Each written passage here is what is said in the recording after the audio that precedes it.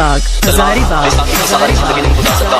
बेसाखियां तोड़ दो मुसलमानों, तुम्हारे पास सिर्फ दो रास्ते हैं, इज्जत की जिंदगी या इज्जत की मौत। तुम्हारे पास कुर्बानी के सिवा कोई दूसरा रास्ता नहीं है। मुसलमानों से पहले कि तुम्हारी जमीन पर कुछ आ जाए, तुम्हारे पाँव में गुलामी की जंजीरें पड़ जाएं, तुम्हारे इस्लाम का मजाक उड़ाया जाए, तुम्हारे कुरान को जलाया जाए, तुम्हारे नबी की नामूस पर मुस्तकिल हमले किए जाएं, तुम्हें रास्ते का बहत्तर समझा जाए और ताबूत तुम्हें कीड़ा मकोड़ा समझकर मसल दे, इससे पहले तुम जाग जाओ, उठ जाओ, हिम्मत करो, जज्बे जगाओ, हाथ उठाओ, कदम बढ़ाओ, बुला लो खालिद बिन वलीद आजा, मोहम्मद बिन कासिम आजा, तारिक बिन जियाद आजा, सुल्तान सलाउद्दीन आजा।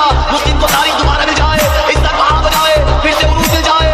या रसूल अल्लाह में वफा नहीं है, हम आपके नौकर है, हम आपके वफादार है। अगर आपका इशारा हो तो हम समंदर में कूद जाए, हमारे मुआवजा लड़ेंगे, हम जान दे देंगे जान, फिदा दादी वाउंदी या रसूल Allah. DJ Sabah DJ Sabah